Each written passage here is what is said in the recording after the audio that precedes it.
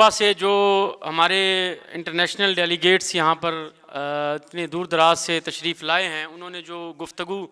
اور جو ڈسکشن اور جو تناظر آپ لوگوں کے سامنے رکھا، وہ اس بات کا اظہار تھا کہ ہم ایک انتہائی تاریخ کے تلاطم خیز عہد کے اندر داخل ہو گئے ہیں، اور جو لیڈ آف تھی اور جو اس کے اندر کنٹریبیوشنز آئے، اس میں آپ دوست واضح طور پر یہ دیکھ سکتے ہیں کہ ایک عالمی انقلاب کا مجرد کوئی مفروضہ بنا کر اس کے تحت حقائق کی توڑ مروڑ کرنے کی کوشش نہیں کی گئی تھی،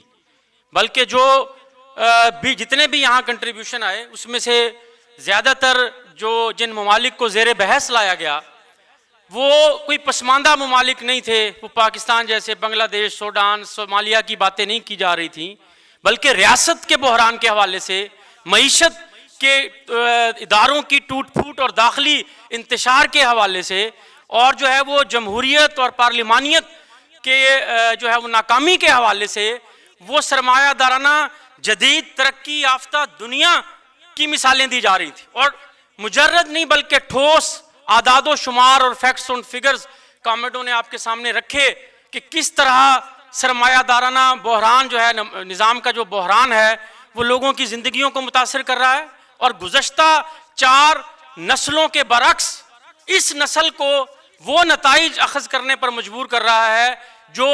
1917 کے انقلاب کے بعد، اور خاص طور پہ جو ہے وہ ایک جو ادھورا 1917 کے انقلاب کا جو فریضہ تھا، اس کی یاد دلا رہے ہیں، اس کی طرف رجوع کرنے پر مجبور کر رہے ہیں، اور ایک کے بعد دوسرا ملک جو ہے وہ اپ رائزنگز کی لپیٹ کے اندر ہمیں نظر آ رہا ہے۔ اور اس حوالے سے میں سمجھتا ہوں کہ ہمیں یہ کہنے میں کوئی آر محسوس نہیں ہوتی کہ اس عہد کو اگر ہم ڈیفائن کرنے کی کوشش کریں تو یہ بلا شبہ انقلابات کا عہد ہے۔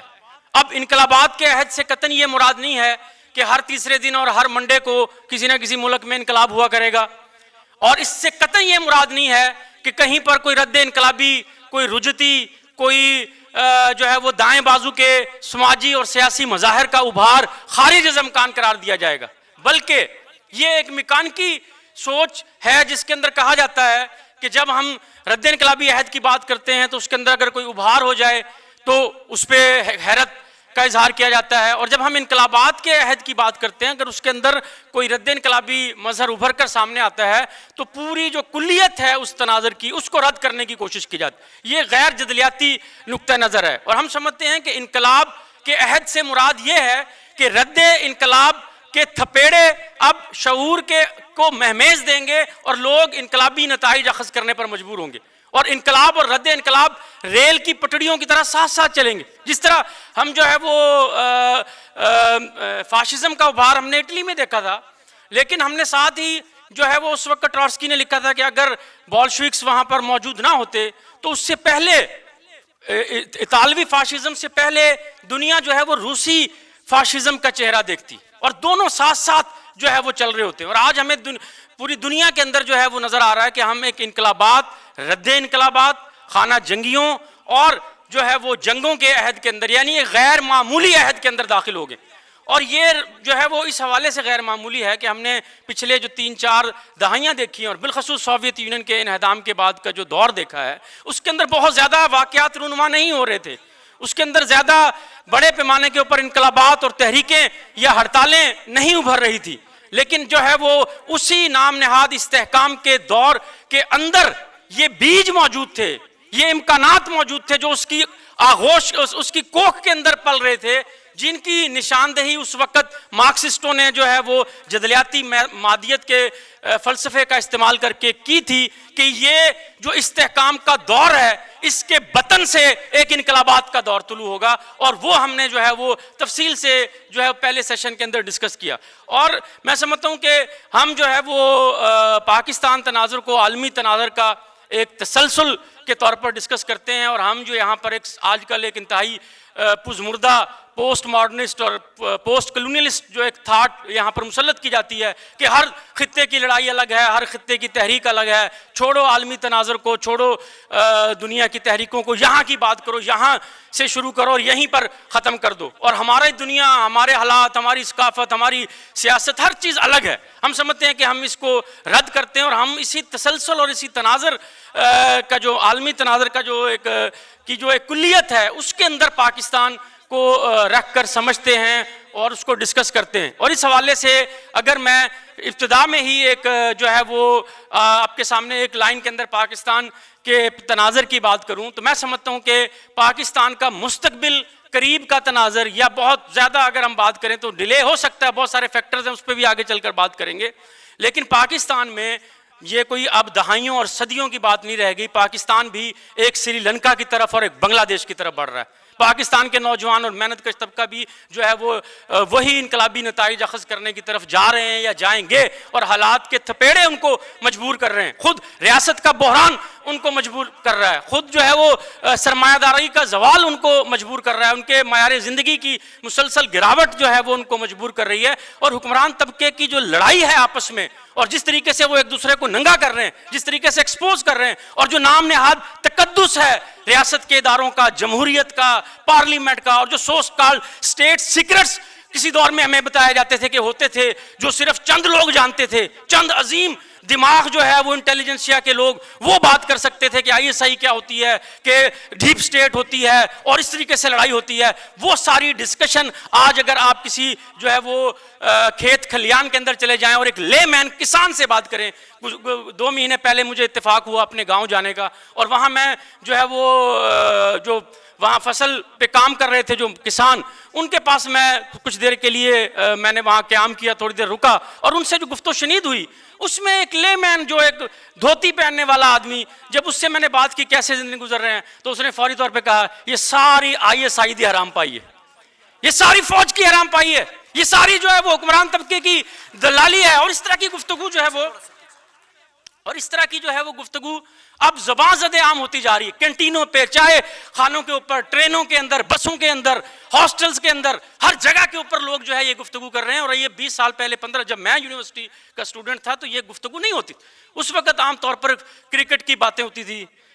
جو ہے وہ سچن ٹنڈولکر کی سینچری کی باتیں ہوتی تھی, یا جو ہے وہ سلمان خان کی نئی فلم آ گئی ہے اس کی باتیں ہوتی تھی. جس طرح کا وہ سلمان خان ہیئر سٹائل بناتا تھا, سارے لوگ اسی طرح کے ہیئر سٹائل جو ہے وہ بنانا شروع کرتے تھے. بالکل مختلف دنیا. پہلی بات تو ہمیں اس کو جو ہے وہ تسلیم کرنا پڑے گا کہ یہ ایک مختلف دنیا ہے. یہی ہماری انٹیلیجنسیا ماننے کے لیے تیار نہیں ہے. ان کے دماغ 1980 اور 90 کی دہائی پہ جا کر رک گئے ہیں. جس طرح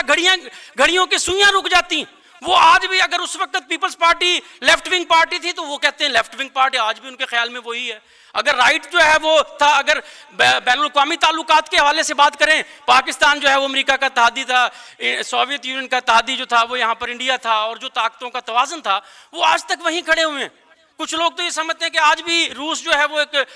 مزدور ریاست ہے, آج بھی چائنا سوشلزم ہے, اور دوسری طرف پاکستان ایک رجتی ریاست ہے, ایک مذہبی ریاست ہے. اس میں کچھ نہیں بدلا, اس کے اندر کوئی تبدیلی نہیں آ سکتی, اور اس کے اندر کوئی سری لنکا اور بنگلہ دیش جیسے حالات پیدا نہیں ہو سکتے. لیکن میں سمجھتا ہوں کہ جو ہم نے پہلے سیشن میں بھی دوستوں نے بات کی, جو خاص طور پہ کشمیر سے دوست یہاں آئے ہیں, اور چونکہ پاکستان کا میڈیا دنیا کا بدترین اور غلیظ ترین میڈیا ہے, اور ایک انتہائی جو ہے وہ حکمران طبقے کے سارے دنیا کا میڈیا دلالی کرتا ہے, لیکن یہاں پر دلالی میں پاکستانی میڈیا کو زیادہ جو ہے وہ بڑے ایوارڈز سے نوازنا چاہیے, کیونکہ لوگوں کو پتہ ہی نہیں چلتا کہ پاکستان میں یہ اتنی عظیم تحریک اس وقت کشمیر کے اندر موجود ہے. اور لاہور کے اندر اگر ہم لوگوں سے بات کرتے ہیں کہ کشمیر میں ایک انقلابی صورتحال ہے, وہ ماننے کے لیے تیار نہیں ہے, کیونکہ ان کے خیال میں جب تک جو ہے وہ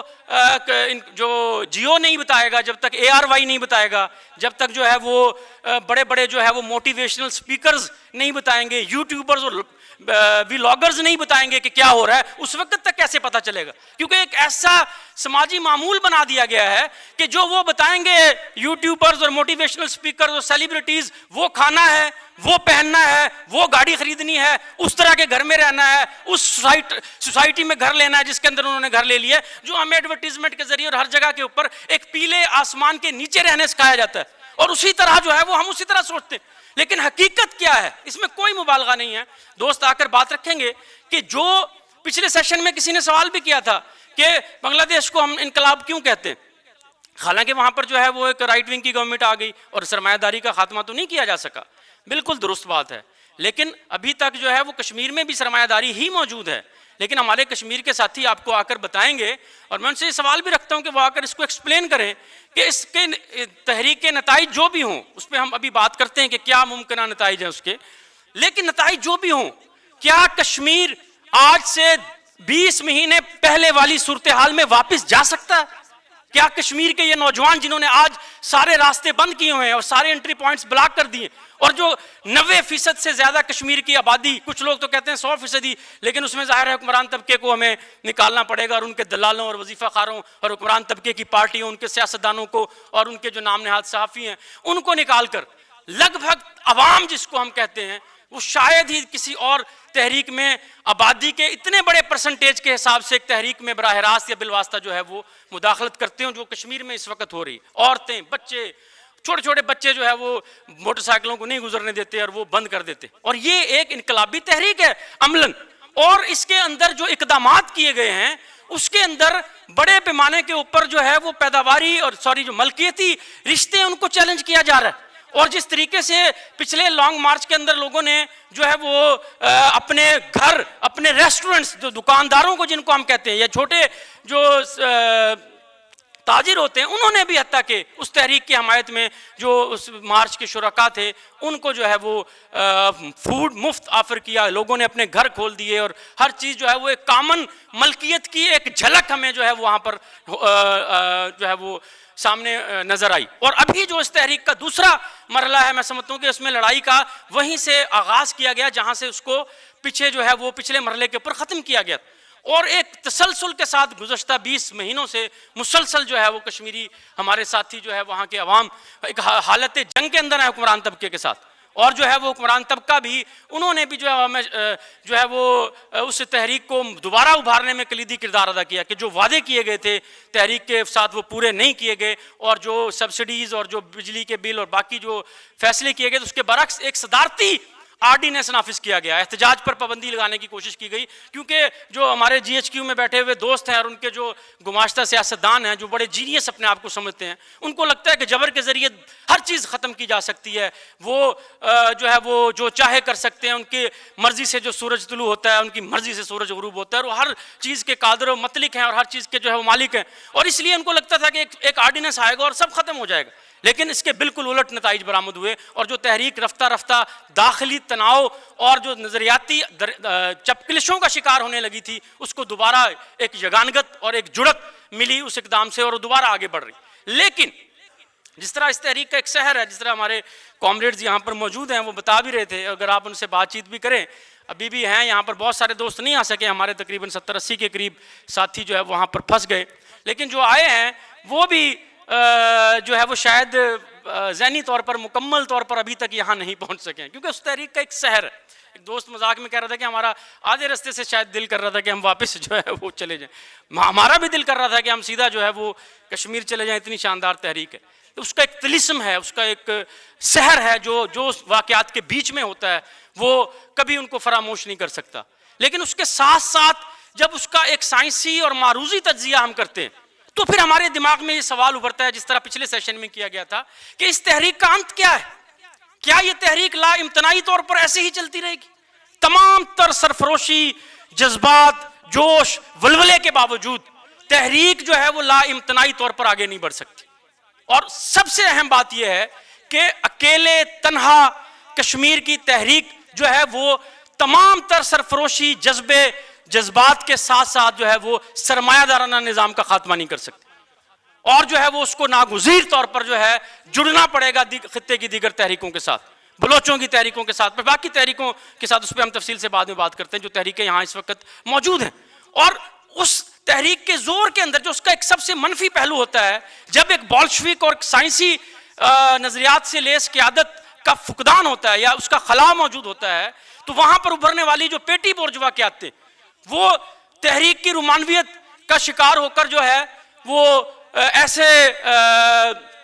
تناظر اور تجزیے پیش کرتے ہیں اور ایسے حل دینے کی کوشش کرتے ہیں جو الٹیمیٹلی مہم جوئی کی طرف لے جاتے ہیں، یا پھر ایک بدترین جو ہے موقع پرستی کی طرف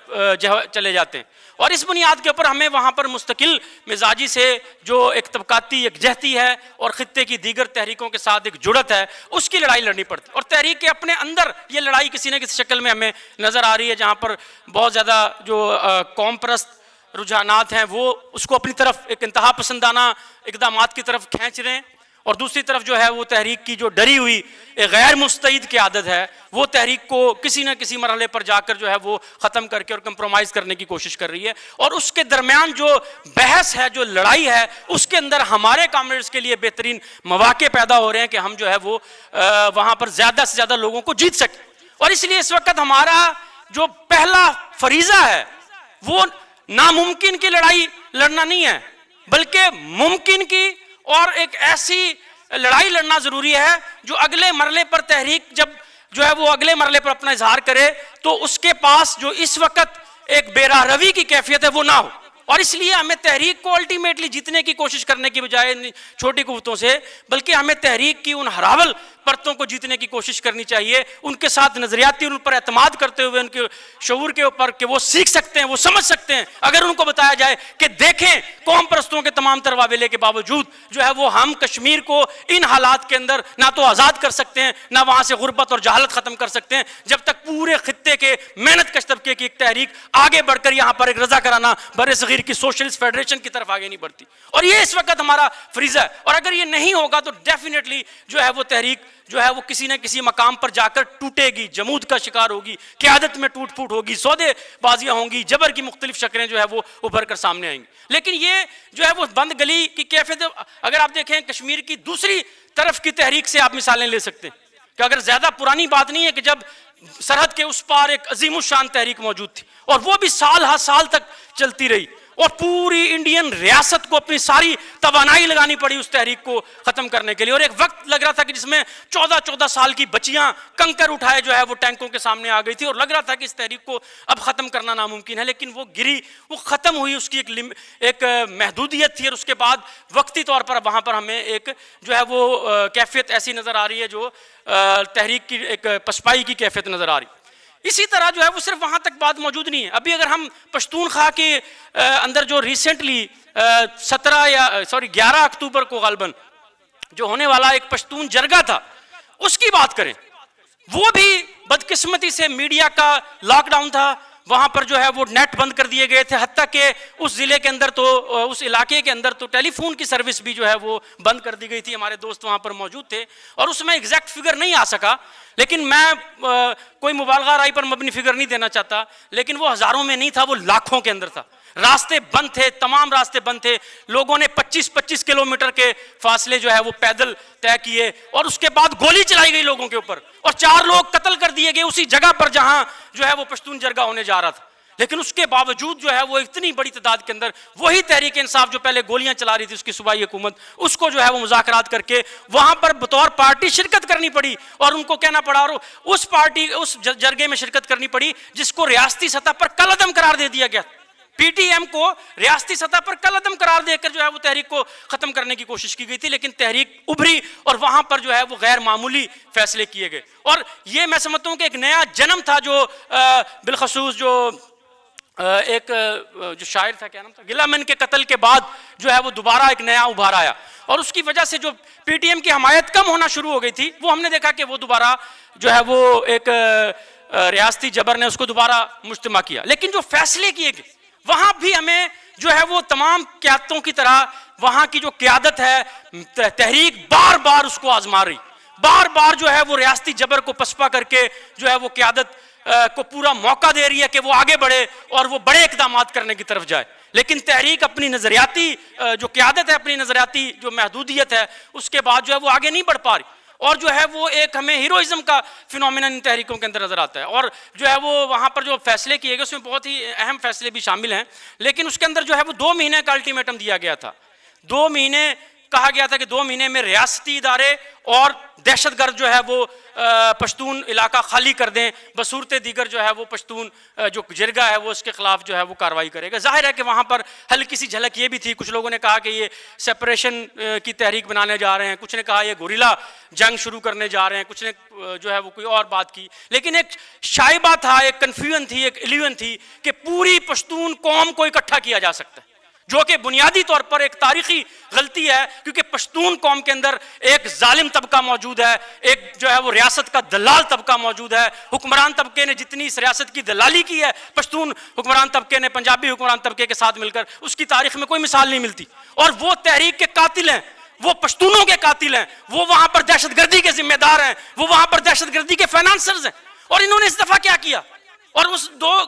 مہینے کے الٹیمیٹم کا کیا جواب دیا گیا؟ آپ دیکھیں کہ اس کے بعد جو ہونے والے واقعات ہیں، بالخصوص کرم کے اندر اور پارا چنار کے اندر، یہ اس کا جواب تھا کہ آپ کہہ رہے ہیں کہ پوری پشتون جو ہے وہ قوم ہمارے پیچھے کھڑی ہے، تو یہ دیکھو یہ پشتون ہی کا گلا کاٹ رہا ہے، کوئی سنی شیعہ کے نام پر، کوئی شیعہ سنی کے نام پر کوئی درست فگر نہیں ہے، اندھا دھند گولیاں چلائی گئی، صرف ایک دن جو ہے وہ ایک پورے مسافروں کی بسوں کے اوپر حملے کر کے 40 دن لوگ تو ایک دن میں مار دیے گئے، اور مسلسل گلے کاٹنے کی، ذبح کرنے کی جو ہے وہ ویڈیوز وائرل کی جا رہی۔ اور اس کے بعد جو پارا چنار کی لڑائی ہے، کرم کی، کہتے ہیں کہ قبائلی لڑائی ہے، کچھ لوگ کہتے ہیں اس کا اس سے تعلق نہیں ہے، کہ میں نہیں مانتا، میں سمجھتا ہوں کہ اگر وہ اس کے تاریخی محرکات ضرور موجود تھے، لیکن پشتون جرگے کے بعد یہ جو ہے وہ پریڈکٹیبل تھا کہ ریاست جو ہے وہی پرانا کھیل کھیلنے کی طرف جائے گی، اور اس سے جو ہے وہ تحریک کے جو آگے بڑھنے کے، اب پھر قیادت کے بال جو ہے قیادت کی کوٹ میں ہے کہ اس کو کیا کرنا ہے، کیا پرانی جو 2018 سے آج میرے خیال ہے 6 سال شاید 7 سال ہو گئے، اس کے اسباق سے کیا لاحمل بنایا گیا، اور سب سے بڑی جو تحریک پچھلے عرصے سے کوئی راستہ نہیں دے پائی قیادت تحریک کو، اس کی وجہ سے کیا ہوا ہے کہ تحریک جو ہے وہ پشتونوں کے دیہی جو علاقے ہیں اور جو ٹرائبل بیلٹ ہے خاص طور پہ وہاں تک محدود ہو کر رہ گئی، اور آپ یہ دیکھیں کہ جہاں پر قیادت جو ہے وہ کسی حد تک خوش فہمی کا شکار ہو کر سارے پشتونوں کی نمائندگی کی بات کر رہی ہے، دوسری طرف ہم دیکھ رہے ہیں کہ اس وقت جو عمران خان فینومینن ہے، جو تحریک انصاف فینومینن ہے، اس کی سماجی بنیادیں سب سے زیادہ اگر کہیں پر موجود ہیں تو وہ پشتون اربن جو شہر ہیں خاص طور پہ KPK کے، وہاں پر ہمیں نظر آتی، اور بڑی تعداد کے اندر جو ہے وہ یہ ساری جو ریاست کا وہ دھڑا جو اس وقت عمران خان کے پیچھے کھڑا ہے، جو ماضی کے اندر جو ہے وہ طالبان کی پرورش کرنے اور باقی سارے گھناؤنے جو کام تھے ان کے اندر ملوث تھا، وہ جو ہے اس پورے بیلٹ کو جو ہے وہ اپنی داخلی ریاستی جو ایک ان فائٹ ہے اس کے لیے خام مال کے طور پر استعمال کر رہا ہے، اور وہاں سے لوگوں کو لایا جاتا ہے، اندھا دھند گولیاں چلائی جاتی ہیں، اور ابھی جو ہے وہ درست فگر تو سامنے نہیں آیا کہ کتنے لوگ جو ہے وہاں پر اسلام آباد میں جو عمران خان کی رہائی کے لیے کیا گیا دھرنا تھا، اس میں کتنے لوگ مرے ہیں، بہرحال اس میں لوگ ضرور مرے ہیں، یہ کہنا کہ کوئی بھی نہیں مرا یہ بالکل غلط ہے، لیکن جتنی مبالغہ رہی کی جا رہی شاید اتنے نہیں مرے ہوں گے، لیکن گولی چلی وہاں پر، اور جو ہے تیسری دفعہ ایسا ہو رہا ہے کہ پشتون خواہ کے نوجوانوں کو ورغلا کر جو ہے وہ ریاستی لڑائیوں کے اندر جو ہے وہ استعمال کیا جا رہا ہے، لیکن اس کی ذمہ داری کس کے پاس عائد ہوتی؟ کیا پشتون اربن یوتھ جو ہے وہ نظام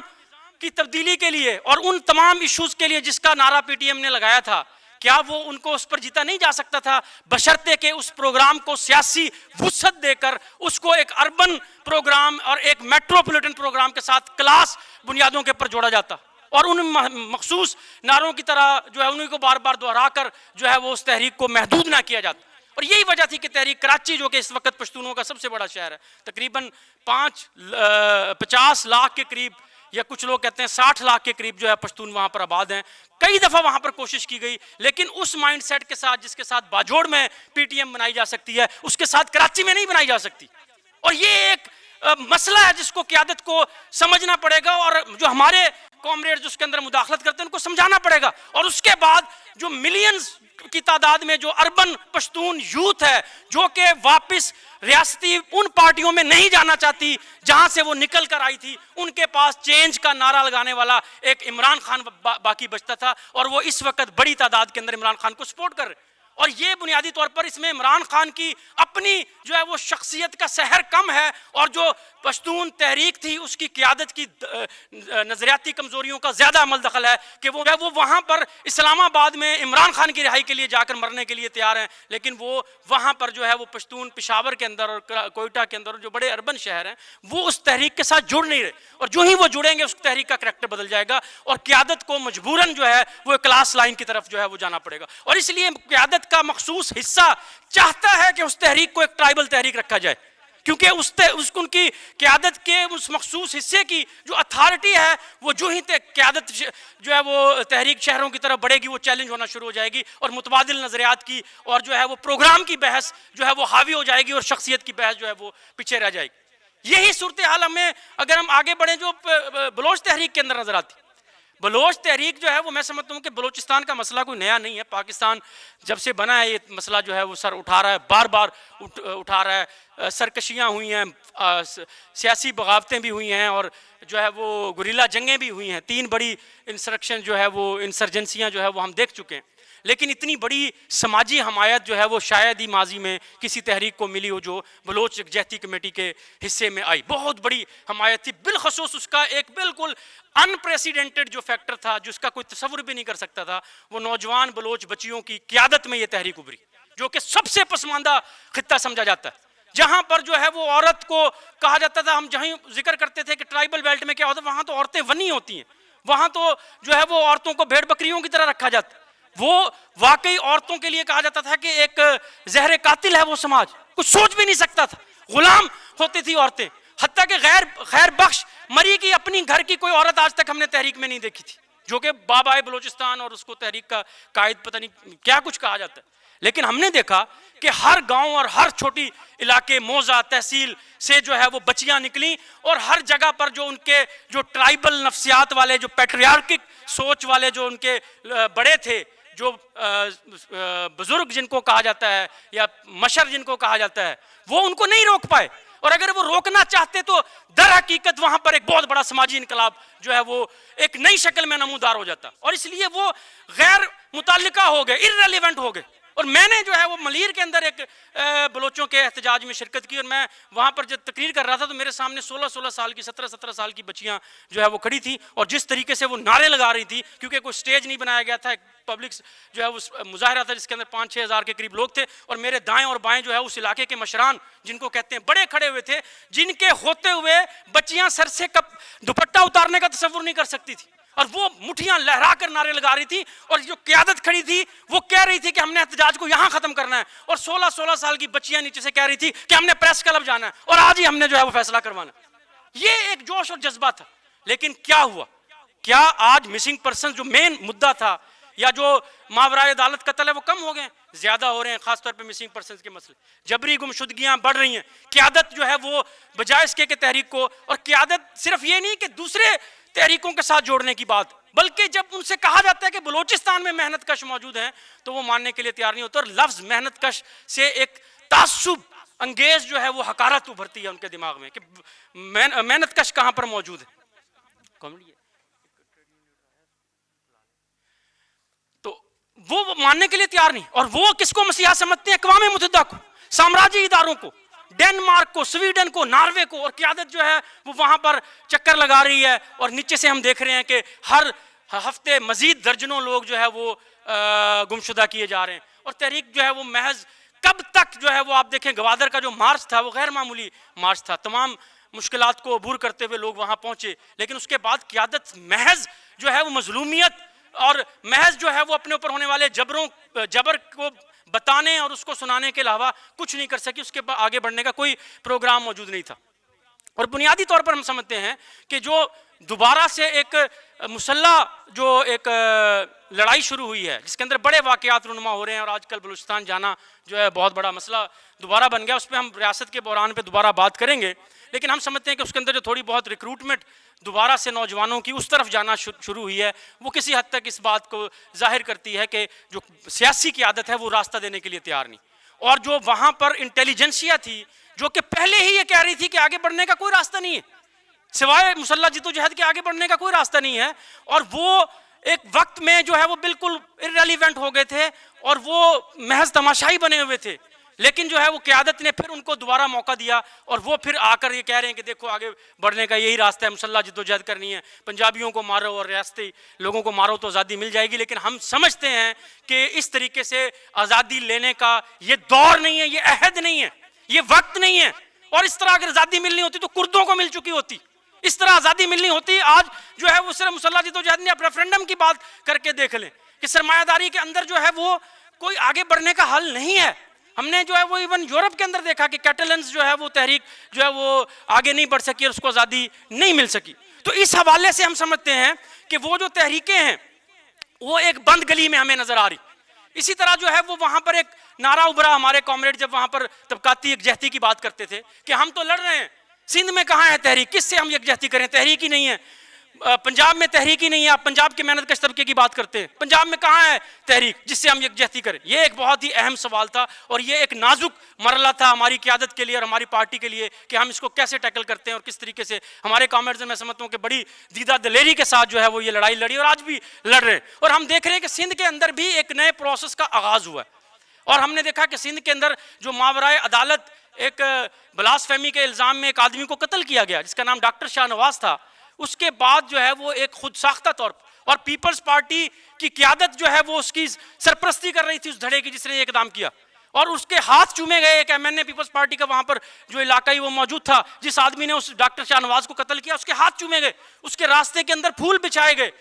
لیکن جو ہے وہ تیسرے دن کیا ہوا کہ خود ساختہ طور پر نیچے سے جو ہے ایک پریشر موجود تھا اور اس کے اندر ہم جو ہے وہ خراج تحسین پیش کرتے ہیں اس پریمو کوہلی کو جب اس کی لاش کی بے حرمتی کی جا رہی تھی، وہ لڑ کر ان ملاؤں سے وہ لاش چھین کر لے گیا اور اس نے جو ہے وہاں پر جو ہے وہ اس کی تدفین پراپر طریقے سے کی. وہ ایک خراج تحسین کا مستحق ہے. لیکن ساتھ ہی ہم یہ کہیں کہ اس سے ایک تحریک کا ماحول پیدا ہوا اور وہاں پر جو ایک کیفیت تھی کہ اس کو اگر درست پروگرام دیا جاتا تو اس کو یوٹیلائز کر کے ایک بڑی تحریک بنائی جا سکتی. لیکن ہم نے دیکھا کہ جو تھوڑی بہت قیادت وہاں پر موجود تھی انہوں نے آپس میں لڑنا شروع کر دی اور ایک ہیروئزم کی نفسیات کے تحت کہ اس تحریک کا لیڈر کون بنے گا. اور سندھ کی قوم پرستی کی جو ایک نفسیاتی کیفیت ہے قوم پرستوں کی وہ عجیب و غریب ہے. ویسے تو قوم پرست جو ہے وہ زیادہ تر جو ہے وہ مافوق الفطرت مخلوقی ہوتے ہیں، لیکن جو ہے وہ جو سندھ کے قوم پرستوں کی اگر ہم بات کریں تو وہ جو ہے وہ بلوچستان اور پشتونخوا کی طرح جہاں پر ماہ رنگ کی شکل میں اور منظور پشتین کی شکل میں لیڈر موجود ہیں، وہ ایک ان کی بےہودہ نکالی کرنے کی کوشش کرتے ہیں. ان کو لگتا ہے کہ یہاں پر بھی وہ وہی نعرے استعمال کریں گے جو ماہ رنگ کر رہی ہے تو تحریک بن جائے گی، قطع نظر اس کے کہ آبجیکٹو کنڈیشنز مختلف ہیں اور باجوڑ اور جو ہے وہ کراچی اور جو سندھ ہے اس کے حالات بالکل مختلف ہیں. اور جب پشتون اور بلوچ کے ہاتھوں کی طرف سے ہمیں یہ اعتراض سننے میں ملتا ہے کہ یہاں پر تو محنت کش طبقہ ہے ہی نہیں، کہاں ہے محنت کش طبقہ، تو چلو بات تھوڑی تھوڑی سمجھ میں آتی. ویسے تو ہمارے کامریڈوں نے تفصیلی آرٹیکلز لکھے ہیں، ہمارے ویب سائٹ پہ موجود ہیں کہ بلوچستان میں کتنی اسٹرانگ مزدور تحریک موجود رہی ہے اور کتنی بڑی تعداد کے اندر مزدور وہاں پر موجود ہے. وہ ایک الگ بحث ہے، لیکن چلو پھر بھی سمجھ آتا ہے کہ ٹرائبل معاشرہ فلاں فلاں. لیکن جب سندھی قوم پرست کہتے ہیں کہ کہاں ہے محنت کش، سندھ کے محنت کش، وہ یہ دیکھنے سے قاصر ہیں کہ سندھ جو ہے وہ ہائیلی اربنائزڈ جگہ ہے، وہ کوئی ٹرائبل خطہ نہیں ہے.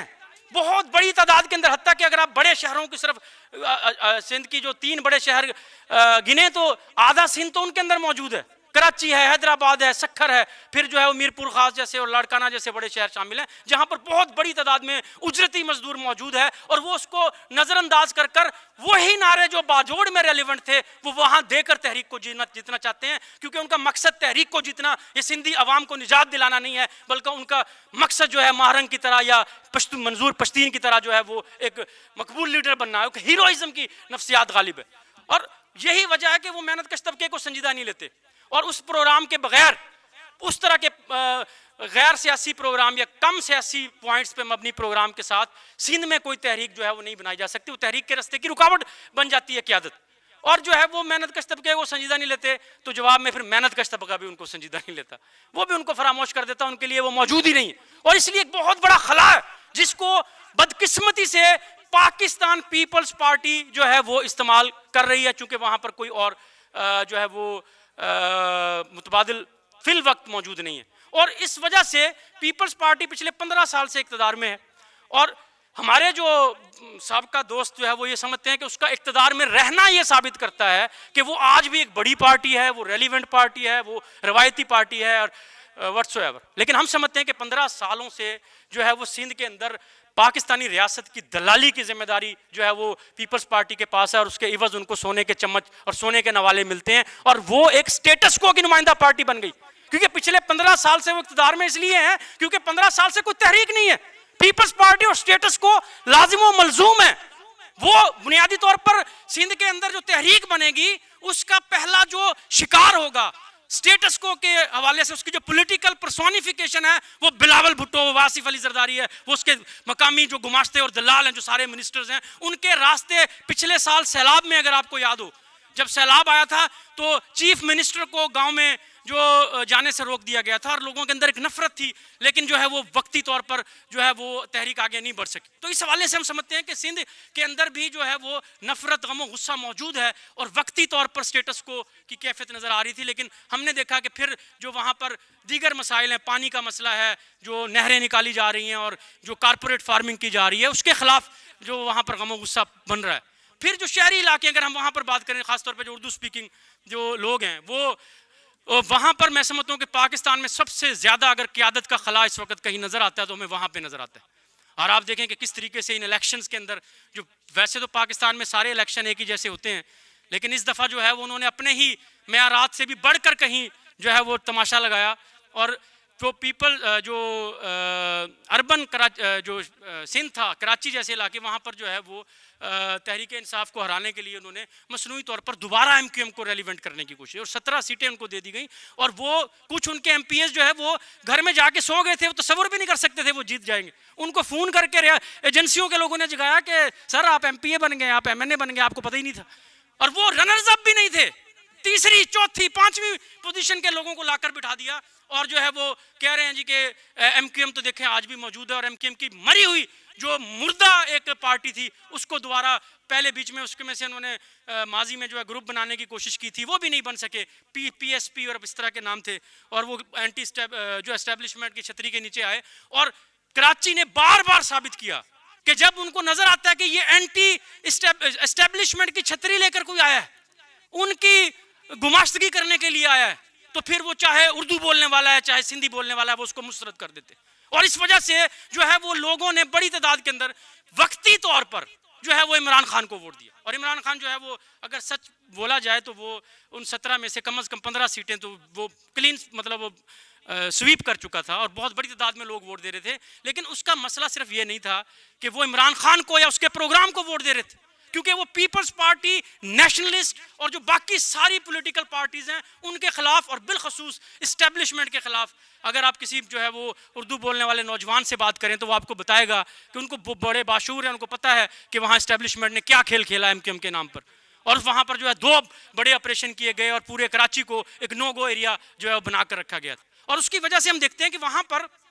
جو ہے وہ ایک خلا موجود ہے جس کو وقتی طور پر عمران خان، جب تک عمران خان کا یہ کھیل، جس پہ ہم آگے چل کر بات کریں گے کہ اس کی کتنی عمر ہے، جو سو کال اینٹی اسٹیبلشمنٹ کھیل وہ کھیل رہا ہے موجود ہے، اس وقت تک یہ کھیل رہے گا. جو ہی یہ جو ہے وہ ٹوٹے گا اور یہاں سے ایک امید ٹوٹے گی، تو جس طرح فیض نے کہا تھا کہ دیا بجھے گا تو سحر ہوگی، پھر لوگوں کو سوچنے کا موقع ملے گا کہ یہ تو انہی لوگوں میں سے آیا تھا، یہ تو وہی تھا جس کو ہم جن کے نفرت میں اس کو جو ہے وہ ووٹ دے رہے تھے. وہاں پر بھی میں سمجھتا ہوں کہ کوئی ایک واقعہ ایک بڑی تحریک کو پھاڑنے کا سبب بن سکتا. کوئی پٹرول یہاں پر 10 روپے بڑھ جاتا ہے، کچھ نہیں ہوتا، لیکن عین ممکن ہے کہ کسی دن جو ہے وہ 2 روپے پٹرول بڑھے اور پورا کراچی بند ہو جائے. اور یہ ہم تاریخ میں جو ہے وہ اس کی مثالیں دیکھ چکے. اور اس بنیاد کے اوپر ہم سمجھتے ہیں کہ جو یہ لوگ پھر کہتے ہیں جی کہ پنجاب کبھی نہیں نکلے گا، پنجاب کی تو تاریخ ہے، پنجاب کبھی نہیں نکلا. پنجاب میں کیسے نکل سکتا ہے؟ پنجاب تو سامراجی ہے، جتنی لوٹ مار کی جاتی ہے ساری پنجاب میں جاتی ہے. پنجاب کے محنت کش اس سے براہ راست فائدہ اٹھاتے ہیں، پنجاب کے محنت کش بھی سامراجی ہیں. اور یہ جو ہے وہ قوم پرست انٹیلیجنسیا تو کہتی ہے، خود پنجاب کے اندر جو لیفٹ ونگ انٹیلیجنسیا وہ بھی یہی کہتی ہے کہ پنجاب میں طبقاتی سوال ایگزسٹ نہیں کرتا. اور ہم سمجھتے ہیں کہ یہ درست بات ہے کہ پنجاب میں ایک بڑی 68-69 جیسی تحریک نہیں ہے، لیکن یہ کہنا کہ پنجاب میں جمود ہے یہ ایک انتہائی بے وقوفانہ اور ایک پاگل پن ہے. کیونکہ اگر آپ جو ہے وہ تھوڑا سا میڈیا کے نیچے جا کر جو ہے وہ گراؤنڈ کی سیاست کو دیکھیں تو پنجاب میں بڑی تحریک سے پہلے کی مقداری جو پیش رفت ہے وہ بہت طویل عرصے سے جاری ہے، لیکن بہت سارے فیکٹرز ہیں. کامریڈ کیون پچھلے سیشن میں अमेरिकन पर्सपेक्टिव पे बात कर रहे थे और वो बता रहे थे कि अमेरिका का जो मेहनत कश तबका है, अमेरिका पूरी दुनिया में एक साम्राज्य किरदार का हामिल है और वो बराह रास्त जो है वो मुखालिफ है अपने हुक्मरान तबके की साम्राज्य पॉलिसियों से। और एक वक्त तक उसको इल्यूजन थी, एक ड्रीम था, अमेरिकन ड्रीम, उसको लगता था कि हम जो है वो पूरी दुनिया के ऊपर हुकूमत करने के लिए पैदा हुए, हम अजीम, और एक सेंस ऑफ सुपीरियरिटी था जिसको इस्तेमाल करता था अमेरिकी हुक्मरान तबका, जो कि टूट के बिखर गया। कॉमरेड ने बड़े अच्छे तरीके से वजाहत की। हम समझते हैं कि यहाँ पर भी जो कहा जाता है कि पंजाब की जो एक पाकिस्तान जो एक साम्राज्य रियासत है और उसका जो हुक्मरान तबका सबसे बड़ा बेनिफिशियरी है इसका, ये दुरुस्त बात है। लेकिन साथ साथ हम ये भी जो है वो वाज़ेह तौर पर आपको बता देना चाहते हैं कि पंजाब का मेहनत कश तबका पहले भी लड़ा था और जो है वो दोबारा एक बड़ी लड़ाई की तैयारी कर रहा है, जिसका इजहार हमें अगीगा के एहतजाजों के अंदर होता हुआ नजर आता है। और उसके कोई इंटरेस्ट नहीं है। हमने जो है वो यहाँ पर मजदूरों के कन्वेंशन में मजलूम अकवाम के हक खुद अरादियत के लिए वोटिंग करवाई, तो किसी पंजाबी मेहनत कश ने जो है वो इनकार नहीं किया, उन्होंने हाथ खड़ा किया कि हाँ हम जो है वो अपने पश्तून और बलोच भाइयों के साथ हैं। महरंग की तहरीक को जिस तरीके से वेलकम किया जा रहा था, और रियासत को सबसे बड़ा खतरा ये था कि पहली दफ़ा बलोचिस्तान का ये चेहरा जो है वो पंजाब के मेहनत कश देख रहे थे। और उससे पहले ये दुरुस्त बात है कि पंजाब की पेटी बुर्जवाजी के अंदर और पिछड़ी हुई और पसमानदा मेहनत कश तबके की परतों के अंदर एक इल्यूजन मौजूद थी। जिस तरह अमेरिकन को एक ड्रीम लगता था, इसी तरह उनको इस रियासत से तवक्कुआत वाबस्ता थी कि ये रियासत डिलीवर करेगी, ये रियासत एक जदीद रियासत बनेगी, महकूमी और जो है बाकी चीज़ों का खात्मा होगा। और उस बुनियाद के ऊपर यहाँ पर जो है वो उन्होंने जो है वो एक लंबा अरसा जो है वो एक इंतज़ार किया।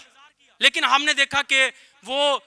इल्यूजन्स खुद हुक्मरान तबके की पॉलिसियों से ख़त्म हुई और जो रियासत की लड़ाई शुरू, उसने पहली दफ़ा पंजाब के मिडिल क्लास को, पंजाब के मेहनत कशों को खुलकर, मेहनत कश तो खैर इल्यूजन का उस तरह से शिकार नहीं थे, लेकिन जो मिडिल क्लास थे उनकी इल्यूजन्स को नंगा करना शुरू किया। और ये जो पीटीआई की लड़ाई जो एक पॉलिटिकल फ्रंट पे जाहिर हो रही है, ये दर हकीकत रियासत के दो धड़ों की लड़ाई। एक फैज़ हमीद का ग्रुप था जिसका भी कोर्ट मार्शल चल रहा है, जो कि पाकिस्तान की तारीख में पहली दफ़ा जो है वो एक ISI के DG का जो है वो उसको गिरफ्तार किया गया, जो कि खुद एक बहुत बड़ी डेवलपमेंट। इससे इजहार होता है कि रियासत का बहरान कितना शदीद है। और दूसरी तरफ जो इस वक्त रूलिंग जो हाफिज साहब का धड़ा है, जो कि जब इक़्तिदार में आए थे तो हमारे कुछ दानिश्वर ऐसे हैं, वो हर आने वाले जो चीफ होते हैं उनको ख्वाब में पता नहीं बशारतें आना शुरू हो जाती हैं कि ये तो अजीम आदमी था। तो बड़े खुश हो रहे थे कि देखें जी, वैसे तो हमारे मुमलिकत खुदा दाद की जो सिपा सलार होते हैं वैसे खुदा की तरफ से भेजे गए होते हैं, कमाल होते हैं। लेकिन ये साहब तो हाफिज भी हैं और बड़े फख्र से कह रहे थे कि माशाल्लाह मसला जो है वो सारा हल हो जाएगा। और वो टीवी पर बैठे, और सैयद भी हैं, ये कॉमरेड ने मुझे याद कराया कि सैयद भी हैं और हाफिज भी हैं। और इस तरह की जो है वो बातें की जा रही। ये धड़ा, इन दोनों धड़ों की एक शदीद लड़ाई है। और इस वक्त जो हावी धड़ा, उसको लग रहा है कि वो काफ़ी कामयाब हो चुका है और वो दूसरे धड़े को उसने जो है वो कमज़ोर किया। लेकिन ये हाल ही में होने वाले जो वाक़यात हैं, ये इस बात का इजहार है कि उसकी खुशफहमी गलत है और वो एक ख़ास किस्म के माइंड सेट का शिकार है। उसको लगता है कि जिस तरह वो एक नफसियाती बीमारी होती है ना, कि हर चीज़ आपके खिलाफ हो रही होती है और आपको लगता है कि सब ठीक हो रहा है और सब ठीक हो जाएगा, और वो हमेशा बंदा एक यूफोरिया की कैफियत में रहता है। तो ये रियासत का ये धड़ा जो है वो किसी हद तक यूफोरिया की कैफियत में, और उनको ये समझ नहीं आ रही कि पंजाब के अंदर भी जो कि रियासत की मेन हब थी, उसके अंदर भी जो सबक हम मार्क्सिस्ट अपनी जो कमजोरियों की वजह से मेहनत कशों को और यहाँ के जो नौजवान हैं उनको नहीं सिखा सके थे, वो खुद अपनी दाखिली रस्साकशियों से रियासत का हकीकी चेहरा उनको दिखा रहे। हम कहते थे रियासत जबर का आला है, हम कहते थे कि ये जो है वो कोई आइन के सामने सब बराबर हैं, अदलिया जो है वो मुकद्दस होती है, ये सब झूठ होता है, फ्रॉड होता है, ये सिर्फ और सिर्फ हुक्मरान तबके की ज़ाती मलकियत को जो है वो तहफ़्फ़ुज़ देने के इदारे होते। लेकिन हमारी बात उनको समझ नहीं आती थी।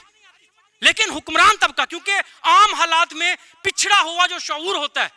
उसकी डायनामिक्स मुख्तलिफ होती हैं, और जो एक एडवांस शऊर होता है उसकी डायनामिक्स मुख्तलिफ होती है। और उस वक्त उनको लगता था कि ये कैसे हो सकता है, अदलिया सबके लिए, देखिए चोरी है, कानून बने हुए हैं, ये तो सबके लिए बराबर होता है। और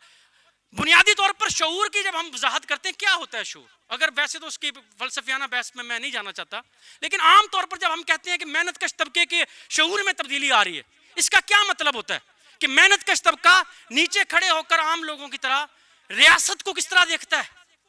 वो पार्लियामेंट को किस तरह देखता है, वो अदलिया को किस तरह देखता है, वो फौज को किस तरह देखता है, वो पुलिस को किस तरह देखता है, वो ट्रैफिक के इशारे को किस तरह देखता है। इसको मतलब होता है कि वो ریاست کے ساتھ اس کا جو تعلق ہے وہ اطاعت کا ہے یا اس کا تعلق جو ہے وہ بغاوت کا ہے. یہ دو مختلف باتیں ہوتی ہیں. اور یہ ایک بنیادی کرائٹیریا ہوتا ہے کہ وہ جس طرح اس کو سلیبس کی کتابوں میں پڑھایا جاتا ہے اسی طرح سوچ رہا ہے, اسی طرح دیکھ رہا ہے, تو اس کا مطلب یہ ہوتا ہے کہ شعور کی قدامت کی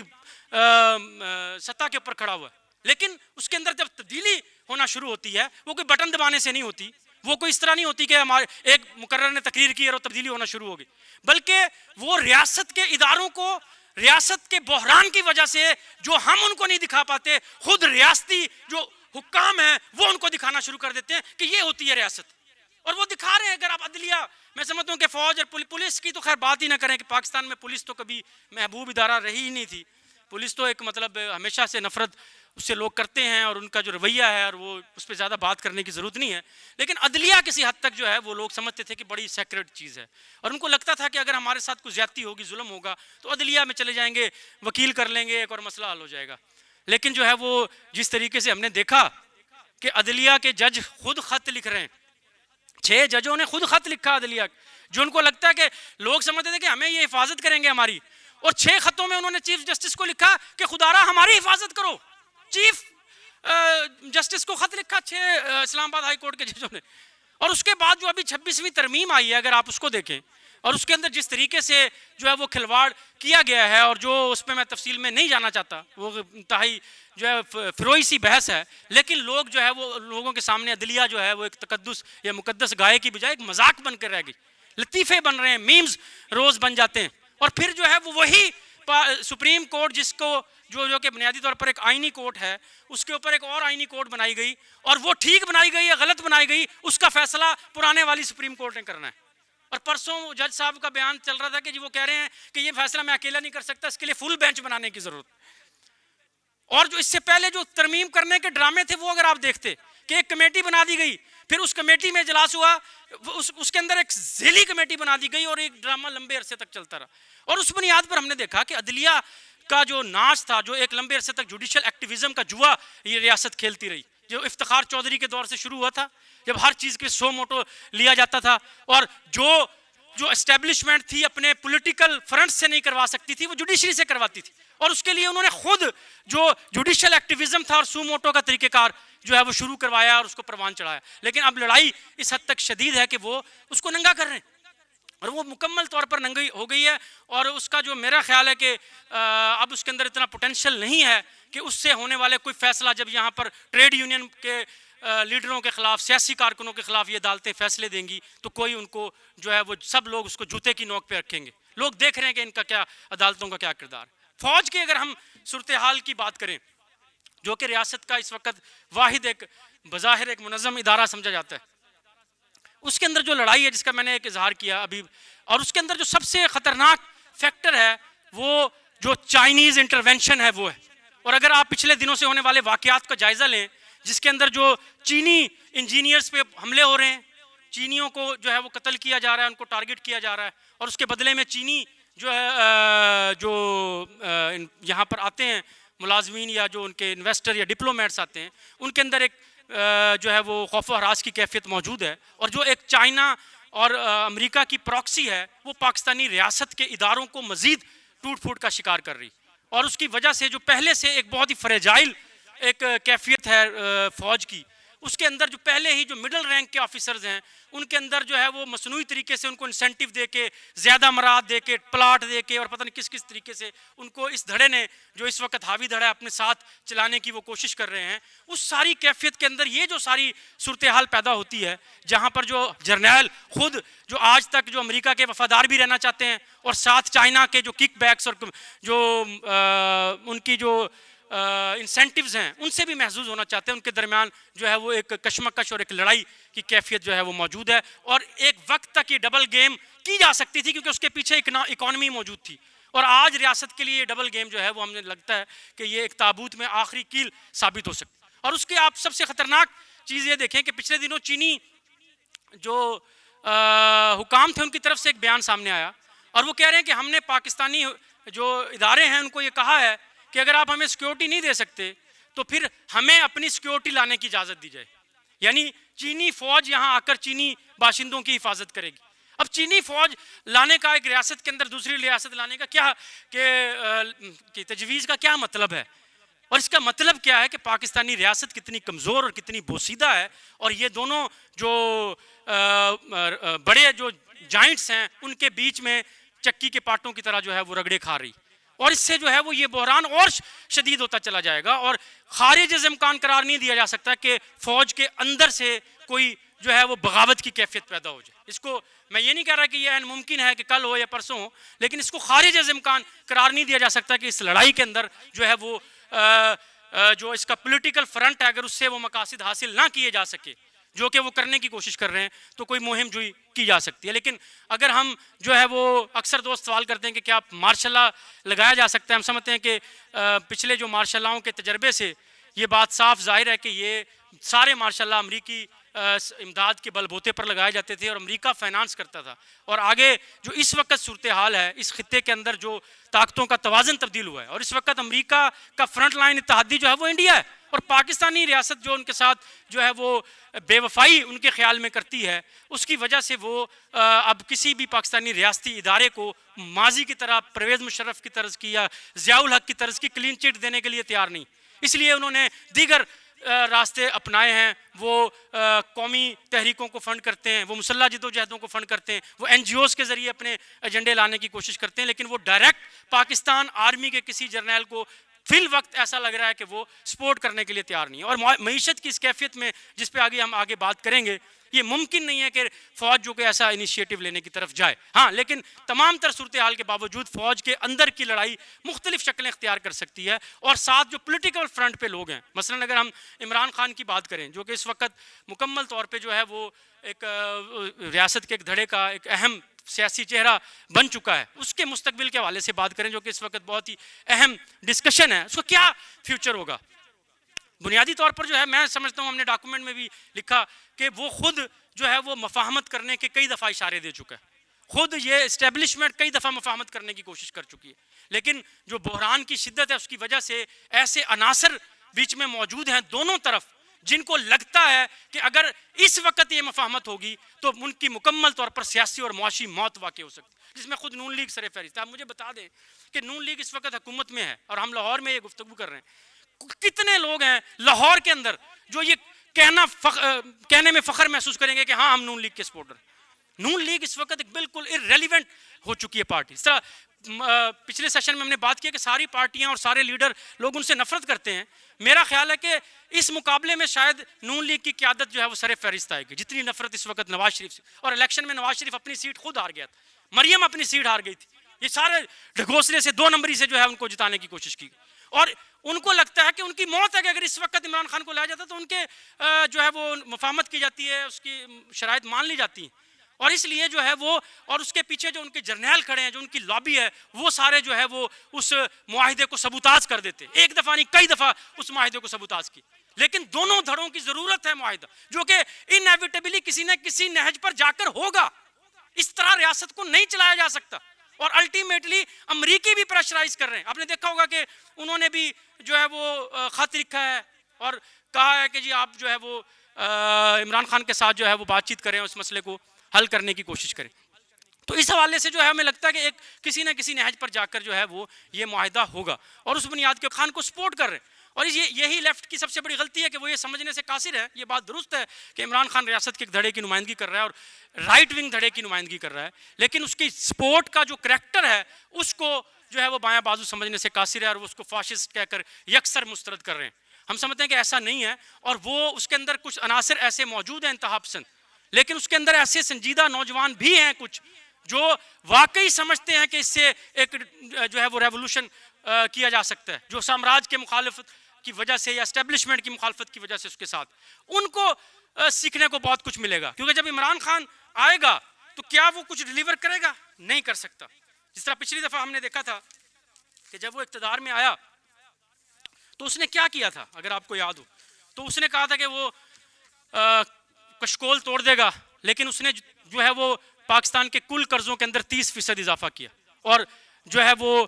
IMF کی پالیسیاں لاگو کی، اور در حقیقت اگر اس حکومت کو چلنے دیا جاتا تو وہ اتنی غیر مقبول ہو گئی تھی کہ اس کو گرانے کی ضرورت ہی نہ پڑتی، لیکن جو ہے وہ ریاست کا اس وقت بحران اور بالخصوص جو افغانستان کے اندر ہونے والے واقعات تھے اس کی وجہ سے ریاست کو فیض حمید چونکہ ممکنہ چیف جسٹس بننے جا رہا تھا اس کا راستہ روکنے کے لیے اس حکومت کو گرانا پڑا اور اس کی وجہ سے جو ہے وہ ایک بحران کی کیفیت بنی اور عمران خان کی حمایت میں دوبارہ اضافہ ہوا. کیونکہ عمران خان کی گرتی ہوئی حمایت کا یہ مطلب نہیں تھا کہ لوگ واپس جو ہے ان پارٹیوں کی طرف جانا چاہتے ہیں جن کو اقتدار میں لایا گیا, اور جب لوگوں نے دیکھا کہ عمران خان ہمیں ڈیلیور نہیں کر سکا تو کیا یہ لوگ کریں گے, جب انہوں نے دیکھا کہ اگر یہ نہیں ہے تو پھر یہ ہے, وہ پھر دوبارہ عمران خان کے پیچھے جا کر کھڑے ہو گئے. اور لیکن اگر وہ دوبارہ اقتدار میں, مجھ سے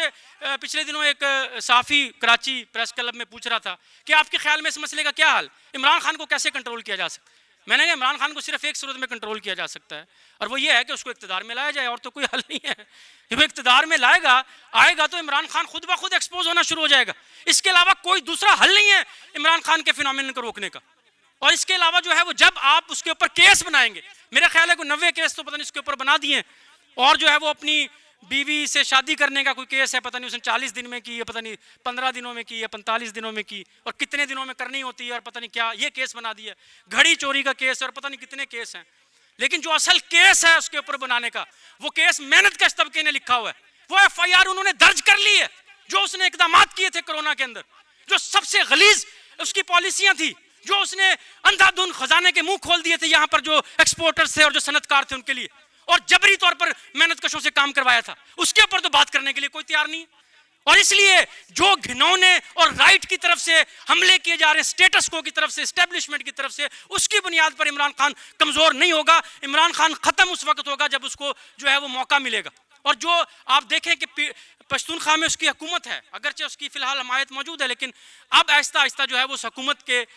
تجربات سے لوگ سیکھنا شروع ہو گئے, جو کہہ رہے تھے ہم نے پٹواریوں کا نظام ٹھیک کر دیا, ہم نے جو ہے وہ ہیلتھ کا نظام ٹھیک کر دیا, پولیس کا نظام ٹھیک کر دیا, تو لوگوں نے دیکھا کہ وہاں پر کیا ٹھیک ہو, اور پولیس کے اندر سے جو ہے وہ ہڑتالیں ہوئیں, پولیس نے فوج کے خلاف جو ہے باتیں کی. اور اس کیفیت کے اندر جو ہے وہ ریاست کے پاس دہشت گردی کا ایک راستہ رہتا ہے جو ہمیشہ سے یوز کرتے چلے آ رہے. لیکن ہم نے جو ہے وہ یہ دیکھا کہ دہشت گردی کے اندر جو ہے وہ پولیس نے, KP کے پولیس نے ہڑتال کی اور انہوں نے نعرے لگائے, انہوں نے دھرنے دیے, اور انہوں نے کہا ہاں دہشت گردی ختم ہو سکتی ہے, ہمیں کینٹ کی تلاشی کی اجازت دی جائے, ہمیں فوجی گاڑیوں کی تلاشی کی اجازت دی جائے. دہشت گردی ایک ناسور ہے, پشتون دہشت گرد نہیں ہے, محنت کش دہشت گرد نہیں ہے, دہشت گردی اوپر سے مسلط کی گئی, اور کینٹ کے اندر دہشت گرد بیٹھے ہوئے. یہ وہ اوپنلی کہہ رہے تھے, یہ میں نہیں کہہ رہا تھا, یہ آپ نہیں کہہ رہے تھے, مارکسسٹ نہیں کہہ رہے تھے, یہ پولیس کہہ رہی تھی جب بنو میں لکی مروت میں دھرنا چل رہا تھا, کامریڈوں کو یاد ہوگا. اور اس کیفیت میں ریاست جتنا دہشت گردی کا طریقہ استعمال کرے گی اتنی ایکسپوز ہوتی چلی جائے گی. عمران خان کو جو ہے وہ کہا جاتا ہے کہ وہ دہشت گردوں کا حمایتی, ہاں اس کے پیچھے جو ریاست کا دھڑا کھڑا ہے انہوں نے اسی کے پالے ہوئے ہیں یہ سارے دہشت گرد. لیکن جو ہے وہ اب جو ہے وہ پالے ہوئے لوگ کبھی کبھی گلے بھی پڑ جاتے ہیں اور صورتحال آؤٹ آف کنٹرول بھی ہو جاتی.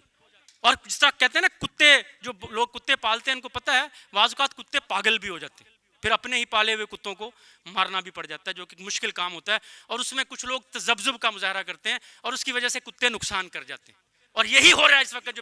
جو تحریک انصاف کی شکل میں ہو رہا ہے, یہی ہو رہا ہے جو اس وقت ان دہشت گردوں کی شکل میں ہو رہا ہے, اس ٹیررزم کی شکل کے اندر. پچھلے مہینے 69, آج کے ڈان کے ایڈیٹوریل کی رپورٹ ہے, 69 دہشت گردوں نے حملے کیے ایک مہینے کے اندر. اس کا مطلب کیا ہے کہ ڈیلی 2 سے زیادہ حملے ہو رہے ہیں, اور جو ہے وہ 169 یا 168 لوگ مارے گئے ہیں, 200 سے زیادہ شدید زخمی ہوئے ہیں, پچھلے مہینے کی رپورٹ ہے. اور یہ لڑائی جو ہے وہ بڑھتی چلی جا رہی ہے, اس کے اندر ہر طرح کا وائلنس جو ہے وہ شامل کرتے چلے جا رہے ہیں. اور اس بنیاد کے اوپر جو ہے وہ ان حالات کے اندر عمران خان اگر اقتدار میں آ بھی جاتا ہے تو پھر نہ تو وہ یہ ریاست کا مسئلہ حل کرے گا, کیونکہ وہ تو جس دھڑے کا نمائندہ ہے وہ تو ان جنونیوں کو اور زیادہ سپورٹ دیں گے. اس کی گورنمنٹ جو ہے وہ جو مدرسہ ہے, کون سا مدرسہ, کوڑا خٹک کا, اس کو باقاعدہ کروڑوں روپے فنڈ دیتی رہی ہے. اور دوسری طرف اکانومی کو ٹھیک نہیں کیا جا سکتا. بعض ہمارے تحریک انصاف کے دوست جو ہے وہ ہمیں ملتے ہیں, کیوں نہیں ٹھیک کیا جا سکتا, یہ تو سارا مسئلہ کرپشن کا ہے, کرپشن کی وجہ سے سارے مسئلے ہیں. جو آپ انڈیا کی مثال دیکھ لیں, انڈیا میں بھی تو جو ہے وہ یہی عالمی بحران ہے, آپ عالمی بحران چیختے رہتے ہیں. پچھلے سیشن میں بھی کسی دوست نے سوال کیا کہ انڈیا میں اگر بہتری ہے اس کی وجہ کیا ہے کہ انڈیا میں بہترین ایڈمنسٹریشن ہے. مودی جیسا کیسا بھی ہے, مسلمانوں کا دشمن ہے, فلاں ہے, کرپٹ نہیں ہے. پہلی تو یہ بات کبھی انڈین سے جا کے آپ بات کریں کہ انڈیا میں کتنی کرپشن ہے وہ آپ کو بتائیں گے. لیکن اس میں کوئی شک نہیں کہ عالمی معیشت کا حصہ ہیں ہم, لیکن اس کا قطعاً یہ مطلب نہیں ہے کہ ہم یہ کہتے ہیں کہ مستثنیات نہیں ہو سکتی, ایکسیپشنز ہو سکتی ہیں. انڈیا ایک ایکسیپشنل کیس ہے, لیکن اس پہ راب نے جو ہے وہ بتایا کہ کس طریقے سے وہ جو ہے وہ اب پروسیس ڈی ریل ہونا شروع ہوا ہے اور دوبارہ وہاں پر گروتھ کم ہونا شروع ہوئی. لیکن اگر عمران خان آ جاتا ہے اور پوری ایمانداری سے جو ہے وہ تبدیلی کرنے کی اصلاحات کرنے کی کوشش کرتا ہے تو کیا کرے گا؟ کون سی ایسی پالیسیاں جو لے کر آئے گا جس سے جو ہے وہ مسئلہ حل ہونے کی طرف جائے گا؟ ہم سمجھتے ہیں کہ اگر آپ اکانومی کو تھوڑا سا جانتے ہوں جو دوست بھی, اور پاکستان تو ایکسیپشن اس لیے بھی نہیں ہو سکتا نا کہ اگر وہ ساری پالیسیاں اپنا بھی لیتا ہے تو انڈیا کا ایک ہسٹوریکل بیک گراؤنڈ تھا, اس میں ایک وقت تک اسٹیٹ کیپٹلزم کی نہرو کی پالیسیاں تھی, قومی سرمایہ داری موجود تھی, وہ پہلے سے جو ہے کسی حد تک جو ہے وہ اس کیفیت میں تیار تھا, اور یوکرائن سے جنگ کا وہ اس کو فائدہ ہوا, چائنا کی تجارتی جنگ کا فائدہ ہوا, کچھ اس کے حرکیات ہیں جس کو سمجھنے کی ضرورت ہے, اس کی وجہ سے انڈیا نے کے اندر ایکسیپشن تھی. یہاں پر اگر عمران خان جیسا کوئی نیک ولی فرشتہ اگر اس کو مان بھی لیا جائے, وہ آ بھی جائے, تو وہ اس اکانومی میں رتی برابر بہتری نہیں کر سکتا. اس کی وجہ کیا ہے کہ پاکستان کی فوری طور پر جو ہے وہ سوائے قرضے لینے کے اس کے پاس کوئی حل نہیں ہے, وہ قرضوں کے خلاف بات کرتا ہے. ابھی اس حکومت کی بھی بات کر لیں, اگر آپ صرف یہ دیکھ لیں کہ پاکستان کے اوپر اس وقت قرضے کتنے ہیں اور ان قرضوں کی واپسی سے کیا عمران خان انکار کر سکتا ہے؟ اپوزیشن میں بیٹھ کے یہ کہنا کہ امریکہ مخالف ہے اور سائفر کو لہرا دینا اور بات ہوتی ہے, لیکن ایک پالیسی کی جب آپ سیٹ پہ آ جاتے ہیں اور پھر آپ جو ہے وہ کہیں کہ ہم سامراجی قرضے ضبط کر رہے ہیں, یہ ممکن نہیں, اور اس لیے یہ اقدام وہ نہیں کر سکتا, تو پھر قرضے دینے پڑیں گے. اور پاکستان سالانہ 25 ارب ڈالر دینے پر مجبور ہے. کتنا؟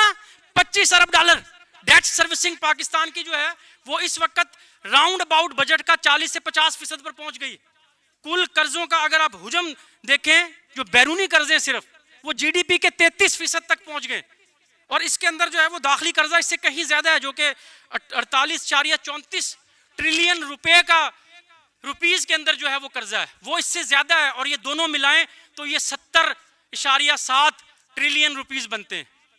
یہ کل بجٹ کل جی ڈی پی کا 70% بن جاتا ہے, اور ڈیٹ سروسنگ ہر سال بڑھ رہی ہے, اور قرضے واپس کرنے کے لیے سوائے قرضے لینے کے اور کوئی حل نہیں ہے. مثال کے طور پہ پچھلا قرضہ تو چھوڑ دیں,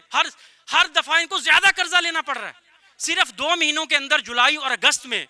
1.4 ٹریلین روپے قرضہ لیا ہے, جو کہ کل ٹوٹل قرضے داخلی قرضے کا 2% بن جاتا ہے. یعنی جوں وقت گزرتا جا رہا ہے تو ہیروئن کے جو ایک لت کا جو ایک مریض ہوتا ہے اس کی طرح اس کی ڈوز بڑھتی چلی جاتی. اور اس بنیاد کے اوپر ابھی جو اس حکومت نے اعلان کیا ہے وہ اگلے یعنی جنوری تک, یہ جو اگلا جنوری آنے والا ہے اس تک اس نے جو ہے وہ 8 ٹریلین روپے کا قرضے لینے ہیں. انہوں نے پہلے اناؤنس کر دیا کہ ہم 8 ٹریلین روپے کے داخلی قرضے لینے کی طرف جائیں گے, اور یہ جو داخلی قرضے ہیں یہ بیرونی قرضوں سے زیادہ مہنگے ہیں. یہ شارٹ ٹرم قرضے اس کے اندر بہت سے شامل ہیں, ان کے سود جو ہے وہ بہت زیادہ دینے پڑتے ہیں. عمران خان کے پاس کیا سونے کی جو چڑیا ہے یا کون سی گدڑ سنگی ہے جس کے ذریعے جو ہے وہ 25 ارب ڈالر کی جو ڈیٹ سروسنگ ہے اس کو مینج کر سکتا, جو ایس آئی ایف سی نہیں کر سکی. جو حافظ صاحب نے کہا تھا ہمیں کونسل بنائیں گے انویسٹمنٹ آئے گی, کہاں ہے وہ انویسٹمنٹ؟ نہیں آ سکی. 3 چکر لگا چکا ہے سعودی عرب کے, الگ سے خود جا کر ایم بی ایس سے ملاقاتیں کر رہا ہے. یہاں پر سعودی وزیر آیا اس سے ملاقات کی, یہاں پر جو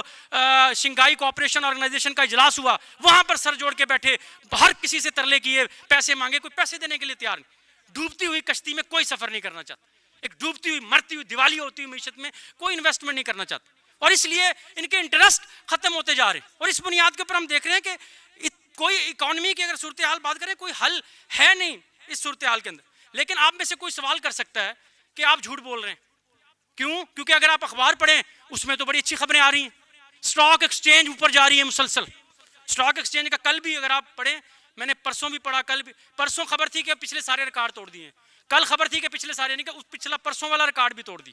اتنی زیادہ انویسٹمنٹ ہو رہی ہے اور اتنا زیادہ بوم مصنوعی طور پر جو ہے وہ سٹاک ایکسچینج کے اندر نظر آ رہا ہے. تو اس کو ہمیں سمجھنے کی ضرورت ہے کہ سٹاک ایکسچینج کے بوم کا مقصد اکانومی, کوئی پروڈکٹیو اکانومی, کوئی ریئل اکانومی کے اندر بہتری نہیں ہے. اور ابھی آپ دیکھیں کہ انہوں نے بینکوں کے اوپر حکومت نے ایک پالیسی کا اطلاق کیا ہے, اور وہ کہہ رہے ہیں کہ آپ جو ہے وہ جو اے ڈی آر ہوتا ہے یعنی کہ جو لینڈنگ ہے وہ کل ایسٹ کی جو ریشو ہوتی ہے اس کو 50% تک لے کے جائیں, ادروائز آپ کے اوپر ٹیکس لگے گا 15%, ویسے وہ ٹیکس 6% ہے. اور بینکس جو ہے وہ دھڑا دھڑ لینڈنگ کر رہے ہیں.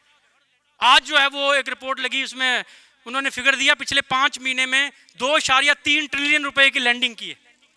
یعنی لوگ بینکوں سے قرضے لے رہے ہیں, لیکن کیا نئی فیکٹری لگا رہے ہیں, کیا نئی جو ہے وہ یونیورسٹیاں بن رہی ہیں, کالج بن رہے ہیں, کیا کر رہے ہیں لوگ پیسے لے کے؟ لوگ پیسے لے کر جو ہے وہ سٹاک ایکسچینج میں جوا کھیل رہے ہیں. بڑے پیمانے کے اوپر جو ہے وہ انویسٹمنٹ جو ہے اس کے اندر کی جا رہی. اور ایک ببل بنایا جا رہا ہے, کوئی نئی انڈسٹری لگ رہی, جابز پیدا نہیں ہو رہے, اور دھڑا دھڑ جو ہے وہ پیسے بنائے جا رہے ہیں. اس سے پہلے پھر کہا گیا جی ہم نے جو ہے وہ معیشت کا بحران کنٹرول کر لیا. کیسے کنٹرول کیا آپ نے جی معیشت کا؟ کہتے جی ہم نے سرپلس حاصل کیا. 2002 کے بعد پہلی دفعہ فسکل سرپلس ہوا ہے پاکستان میں. واقعی ہوا ہے, اس میں کوئی شک نہیں. اس کی وجہ اسٹیٹ بینک نے 2.5 ٹریلین روپے کا منافع کمایا ہے. اور وہ منافع کہاں سے کمایا ہے؟ ایک تو جو پہلے 22% کی شرح پر دیے ہوئے قرضے تھے ان کے سود پہ بہت بڑے پیمانے پر پیسے اکٹھے کیے ہیں. دوسری طرف جو حکومت کے پاس پیسے آئے وہ جو ہے وہ ایک ان کو ایڈیشنل فائدہ ضرور ہوا ہے, ایکسیڈنٹل فیکٹر ہے. اور وہ عالمی بحران کے اندر جو ایک, میں ختم کروں,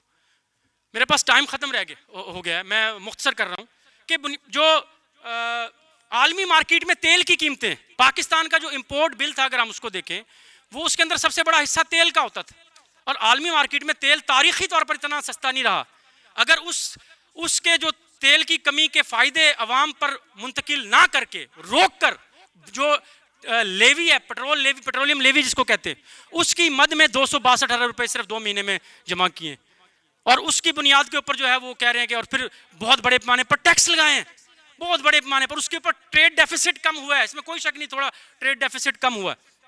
وہ جو ایکسپورٹس بھی ہوئی ہیں اس میں بہت سارے فیکٹرز ہیں. ایک تو بنگلہ دیش کی ٹیکسٹائل میں ہڑتالیں چل رہی ہیں, اس کی وجہ سے پاکستانی ٹیکسٹائل کی ڈیمانڈ وقتی طور پر بڑھی ہے, ٹیکسٹائل نے زیادہ ایکسپورٹ کیا ہے, اس سے ٹریڈ ڈیفیسٹ کم ہوا ہے.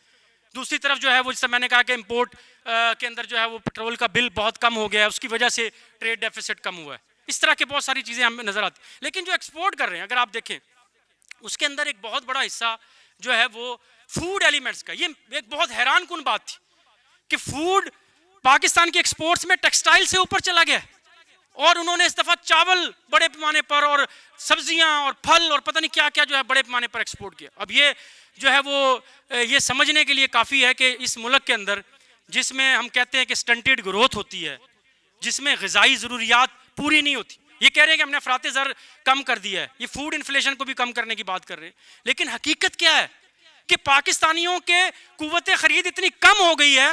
کہ مانگ اتنی ختم ہو گئی ہے کہ افراط زر خود بخود کم ہو گیا. لوگوں نے ایک رپورٹ میں پڑھ رہا تھا 7 کروڑ لوگ پاکستان میں ایک وقت کھانا کھاتے. ایک ایسا ملک جس میں سٹنٹڈ گروتھ ہوتی ہے, جس کے اندر لوگ پورا کھانا نہیں کھا سکتے, جس کے اندر ماؤں کے خون کے اندر زنک کی کمی ہے, اس کی سب سے بڑی ایکسپورٹ اگر فوڈ ایکسپورٹ بن جاتی ہے, اور پھر ہمیں کہتے ہیں یہ صحت مند اکانومی. یہ کس قسم کی اکانومی؟ بجائے اس کے کہ اگر زیادہ پیداوار ہوئی ہے زراعت کے اندر, سبزیوں کے اندر, اور جو ہے وہ باقی ہر چیز زیادہ پھل زیادہ پیدا ہوئے ہیں, تو بجائے اس کے کہ لوگوں کو سستا پھل دیا جائے, یہ ہوتا ہے کیپٹلزم.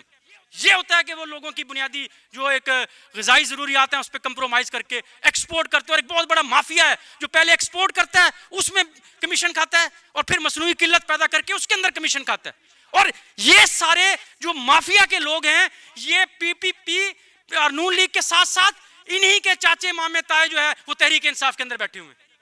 لیڈرشپ کے اندر بیٹھے ہوئے, شوگر مل مافیا کے لوگ بیٹھے ہوئے, ان کے اندر فرٹیلائزرز کے لوگ بیٹھے ہوئے, جو سب سے بڑے بینیفیشری ہیں اس نظام کے. اس بنیاد پر ہم رول آؤٹ کرتے کہ عمران خان حت الوسع جو ہے وہ اگر کہتے ہیں جی دیکھو وہ فلاں لیڈر نے اس سے غداری کی اس کو نکال دیا, تو لے کے کس کو آیا؟ محنت کش طبقے کے آدمی کو لے کے آیا, کسی انقلابی کو لے کے آیا. ایک جرنیل کے بیٹے کو اگر نکالے گا بھی تو دوسرے جرنیل کا بیٹا تحریک انصاف میں آئے گا, ایک وڈیرا جائے گا دوسرا آئے گا, ایک سرمایہ دار جائے گا تیسرا آئے گا. اور یہ حکمران طبقے کی پارٹی ہے اور وہ ان کے مفادات کی ہی نگہداشت کرے گی, اور اس لیے جو ہے وہ کوئی بہتری کے امکان نہیں ہے. اور اس لیے اس حکومت کے آنے سے پہلے یا بعد میں جو ہے وہ لوگوں کا غصہ, غم اور نفرت جو ہے وہ بڑھ رہا ہے, اور وہ کسی بھی ایک ایشو کے اوپر پھٹ سکتا ہے. یہ ہماری وشفل تھنکنگ نہیں ہے, یہ کنکریٹ صورتحال ہے ریاست کے اداروں کی, یہ معیشت کی لیونگ سٹینڈرڈ سے لوگ سیکھ رہے ہیں, اپنے تجربات سے لوگ سیکھ رہے ہیں, اور ہم اپنی ول مسلط نہیں کر رہے. ہم جو ہے وہ سماجی تضادات کو دیکھ رہے ہیں کہ آگے بڑھنے کا اور کوئی راستہ نہیں. اور اس کی وجہ کیا ہے؟ اس کی وجہ یہ ہے کہ یہ ساری غربت ایک آبادی کی اکثریت کے لیے, اگر پاکستان دوزخ ہے تو ایک طبقے کے لیے یہ اتنی ہی بڑی جنت بھی ہے.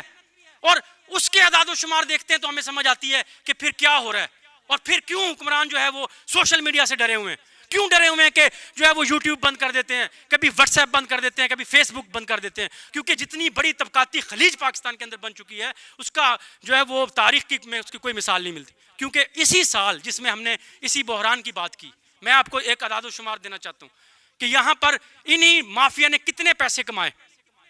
پاکستان ٹوڈے کی رپورٹ کہ پچھلے سال پاکستان کی 100 بڑی لسٹڈ کمپنیوں نے, یہی جو سٹاک ایکسچینج میں جوا ہو رہا ہے باقی چیز, 100 لسٹڈ کمپنیوں نے 1.7 ٹریلین روپے کے منافع کمائے, 1700 ارب روپے کے منافع کمائے, جس کے اندر بینکنگ سیکٹر کا سب سے بڑا حصہ ہے, 36% حصہ بینکنگ سیکٹر کا ہے. لیکن دوسرا بڑا حصہ فرٹیلائزرز کا ہے. یہ جو بہت بڑے پاکستان کے اندر جو ہے وہ سب سے زیادہ جو ناقابل برداشت حالات میں رہنے پر مجبور ہے وہ یہاں کا کسان ہے, یہاں کی پیزنٹری ہے. اگر آپ جا کے دیکھیں پچھلے دنوں ان کے کچھ احتجاج ہوئے ہیں, ان کی حالت کیا ہے, اور اس کی اوپر جو اس کا جو مجرم ہے, جو حصے دار ہے, وہ فرٹیلائزرز کے مالکان ہیں جو پی ٹی آئی میں بھی موجود ہیں, جو باقی پارٹیوں کے اندر موجود. 168 ارب روپے کے منافع کمائے فرٹیلائزر. سیمنٹ مینوفیکچررز ہیں, ایک بہت بڑا نام جو ہے وہ پی ٹی آئی کی لیڈرشپ میں شامل ہے, انہوں نے اپنی ایسوسیشن بنا لی ہے, سیمنٹ مینوفیکچر ایسوسیشن, 113 ارب روپے کے منافع کمائے. اسی طرح ایک طویل فہرست ہے کہ کس طریقے سے جو یہاں پر اس ساری غربت اور اس محرومی کے اندر سے ایک طبقہ جو ہے وہ عرب کے شیخوں سے بھی زیادہ بہتر زندگی گزار رہا ہے, وہ عیاشی کر رہا ہے. اور یہاں کے جو سوشل میڈیا استعمال کرنے والے نوجوان ہیں وہ ان کی عیاشی کو محسوس کر سکتے ہیں, وہ دیکھ سکتے ہیں کہ اگر غربت ہے اور کہتے ہیں ہمارا مقدر ہے تو پھر سب کے لیے ہونی چاہیے تھی, اگر بے روزگاری ہے تو سب کے لیے ہونی چاہیے تھی, اگر لا علاجی ہے تو سب کے لیے ہونی چاہیے تھی. اور یہ چیز ان کے شعور کے اندر اثرات مرتب کر رہی ہے. یہ جو کلاس ڈیفرنس ہے وہ محسوس کر سکتے ہیں. وہ بھوک ہے, وہ رینٹ نہیں دے سکتے. آپ کو میں تعلیم کا بجٹ کم کیا ہے, لاکھوں کی تعداد میں بچوں نے اپنی ڈگریاں چھوڑ دی ہیں بیچ میں یونیورسٹی کے اندر. میرے پاس ٹائم نہیں ہے, ایچ سی کراچی وی سی نے جو ہے وہ بول کر کہا ہے کہ آپ ڈگری چھوڑ دیں, ہم فیسیں بڑھائیں گے, کوئی دوسرا حل نہیں. لوگ ڈگریاں چھوڑ رہے ہیں, جو ڈگریاں لوگ چھوڑ رہے ہیں پیسے نہ ہونے کی وجہ سے, تو جب ان کو یہ اس طبقے کے عیاشیاں نظر آتی اور پھر وہ پیسہ اپنا اظہار کرتا ہے. جس طرح وہ ایک لڑکی جو ہے وہ گل احمد فیکٹری کے مالک کی جو بیوی تھی, جس نے کراچی کی سڑک کے اوپر جو ہے وہ روند ڈالا جو ہے وہ ایک باپ اور اس کی بیٹی کو, اور وہ پیسے دے کر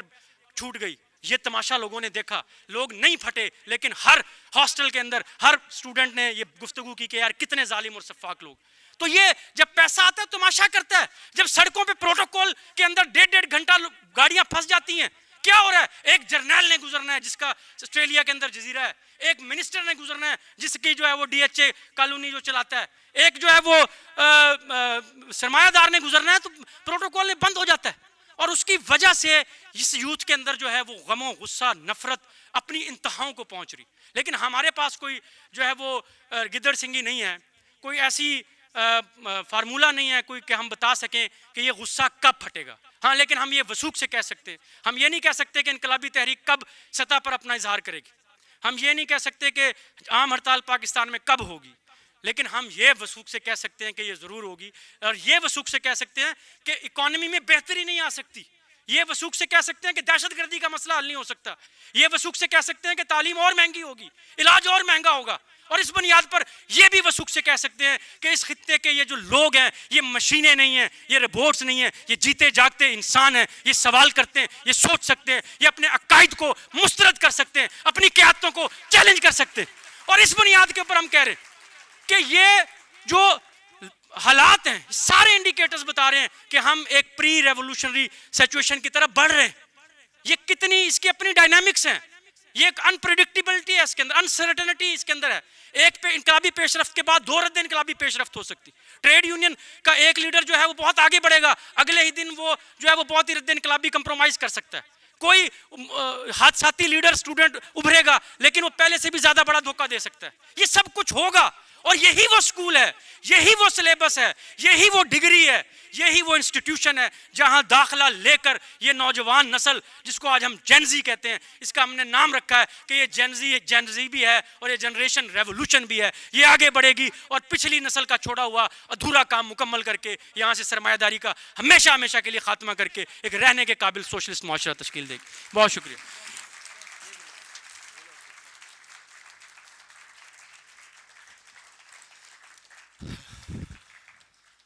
کامریڈز